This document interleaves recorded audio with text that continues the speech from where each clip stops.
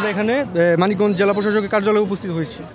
তার মধ্যে প্রথম দাবিটা হচ্ছে জুনিয়র ইন্সট্রাক্টর পদে অবিলম্বে ক্রাফট ইন্সট্রাক্টরদের 30% প্রমোশন কোটা বাতিল করতে হবে।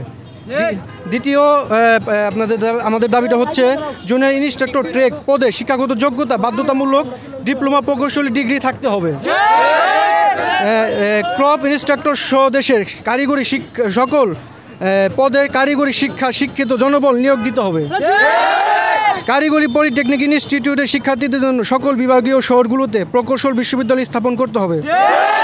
কারিগরি শিক্ষা বৃদ্ধির লক্ষ্যে প্রাথমিক বিদ্যালয় শিক্ষক পদে ডিপ্লোমা প্রকৌশলী চাকরির আবেদনের সুযোগ বাস্তবায়ন করতে হবে। ডিপ্লোমা প্রকৌশলীদের জন্য প্রাইভেট সেক্টর সর্বনিম্ন বেতন স্কেল নির্ধারণ করতে হবে। এই দাবিগুলোর মাধ্যমে আমরা আজকে মানিকগঞ্জ জেলা প্রশাসকের কার্যালয়ে উপস্থিত হয়েছি। আমাদের ছাত্র প্রতিনিধি 4-5 জন মানিকগঞ্জ জেলা প্রশাসকের মহোদয়ের নিকট গিয়েছে।